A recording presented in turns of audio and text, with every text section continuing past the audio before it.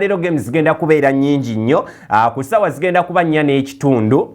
Waliyo embiranye ttiimu ya Chelsea bagenda kubeera nga bakyalidde ttiimu ya Aston Villa. Eno egenda kubeera ngoma. Omanyi amatiimu gano gombiriri tegayina wiini yonna mu mipiira gyago ebiri gye gasembyeyo okubeera nga basamba. Kyekisinga okwewuunyisa kati ate nabo bennyini bwe babeera nga beesiŋŋaanye Aston Villa ebadde etandise okubeera nga yeefumbira mu ttiimu ya Chelsea. Emipiira ebiri egisembyeyo gyonna Aston Villa abadde agikubye ttiimu ya Chelsea. Ogumu gwa waka ku Villa Park, omulala gwa ku Stamford Bridge. Ane nga Aston Villa tebalina nnyo balwadde bogamba nti awo batiisa, ndowooza ng'ogyeko Yuri Tillmans, ndowooza nti oba mumiisinga nnyo mukadde kano, naye agugenda kubeera gwa 4 kitundu. Mukadde ke kamu ne Arsenal nabo bagenda kubeera nga bakyalidde ttiimu ya Brighton and Hove.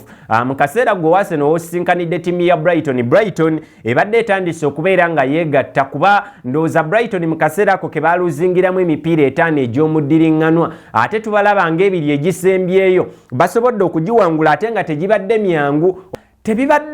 Tebitera kubeera byangu nnyo, naye ndowooza Arsenal bwe babeera nga bagenda kubeera nga batambulira ku performance zino ze babadde boolesezza ng'emipiira gyabwe gya nnyondo, ate Brighton si ye ttiimu ey'okulagamu element eyo, ndowooza nti kugenda kubeera nga guzibuwala, naye olw'obwetaavu ndowooza nti ttiimu ya Arsenal bayina enkizo okubeera nga bawangula game eno. Akuba Brighton weeri teyina pressure, etudde mu kifo kya 12 mukadde kano, sigamba nti oba erwanira relegation zone nti oba eri mugoba Bulaaya. Ndowooza Arsenal olw'obwetaavu busobola okubeera nga bo bawanguza omupiira guno.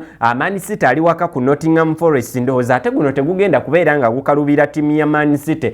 Kuba tukimanyi ndowooza ne mu byafaayo amatiimu gano gabadde geesiŋŋaanye, emipiira gibadde 8 mu Premier League era, naye era tulaba nga Nottingham Forest abadde ayinako wiini emu. Man United bakyalira ttiimu ya Newcastle. Obuzibu Man U muwangudde nnyo. Bwe buzibu bwe mbayinako, olaba nga muyina obusobozi obukuba ttiimu ya Newcastle, naye buli ttiimu lwebeera ng'ewangudde nnyo okwekkiririzaamu kubeera kungi, naye n'okuluzinga omupiira kibeera kyangu nnyo. Ku ttiimu ya Newcastle eno gye tulaba eyeetaaga, ajjukira nti olwasembayo Newcastle yabakwatirayo n'ebakuba goals 4 ku bwereere. Kamala okwetegereza ogwo, naye Man U giraba ng'eyina enkizo, performance ebadde nnungi. Newcastle mutindo tegubadde mulungi nnyo, naye Man U muwangudde nnyo. Kakati awo ojja okuwulirira kabadanga enyooka.